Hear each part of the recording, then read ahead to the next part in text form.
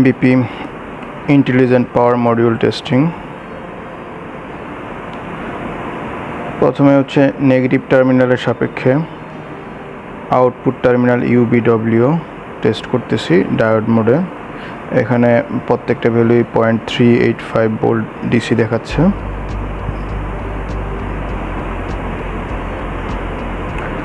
এবং পজিটিভ টার্মিনালের এগেনস্টে UBW হচ্ছে তাও 0.385 ভোল্ট শো করতেছে। তো 0.385 হচ্ছে ডায়োডের থ্রেশহোল্ড ভোল্টেজ, যা আউটপুট টার্মিনালের সাথে 6টি ডায়োড রয়েছে। ওই 6টি ডায়োডকে আমরা মূলত পজিটিভ এবং নেগেটিভ টার্মিনালের সাপেক্ষে চেক করলাম।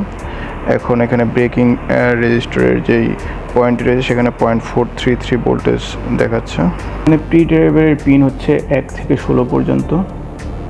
তো প্রতিটি প্রি ড্রাইভারেরই একটি করে জেনারেটর ডায়োড রয়েছে গ্রাউন্ড থেকে ইনপুট ভোল্টেজে। তো জেনারেটর ডায়োডের ভোল্টেজ 0.606 ভোল্ট ডিসি শো করবে থ্রেশহোল্ড ভোল্টেজ। এই বাকিটা প্রি ড্রাইভারের বিসিসি গ্রাউন্ডের সাপেক্ষে ভোল্টেজ একটা থ্রেশহোল্ড ভোল্টেজ ডিসপ্লে করবে। তো 1 থেকে 16 পর্যন্ত এখানে টোটাল 7টি প্রি ড্রাইভার রয়েছে। 7টি জেনারেটর ডায়োড রয়েছে। সবগুলো পিনে আমরা ডায়োড মোডে টেস্ট করলাম।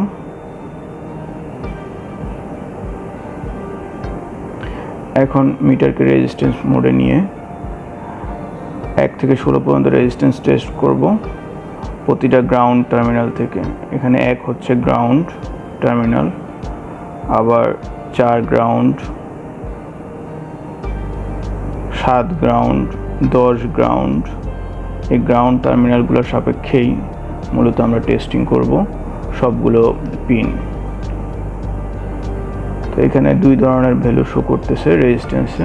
তো এটা মূলত একটি নতুন বা ভালো মানের একটি IGBT-তে এই ধরনের ওহমস ডিসপ্লে করবে। যদি এই ওহমসটা অ্যাজ ইট ইজ থাকে তাহলে ধরে নিতে পারবো যে আমরা IPM-টি সঠিক অবস্থানে রয়েছে, হেলদি মোডে রয়েছে।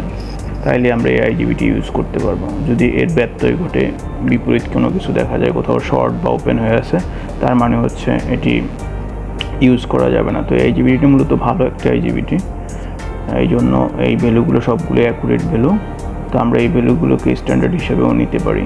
রেজিস্ট্যান্স এবং ডায়োড মোডে 1 থেকে 16 পর্যন্ত প্রি ড্রাইভারের পিনগুলো কত ভোল্টেজ ডিসপ্লে করে এবং কত রেজিস্ট্যান্স ডিসপ্লে করে, সেই জিনিসগুলো এইভাবে আমরা মেজারমেন্ট করে একটা 7MBP IPM-কে সঠিক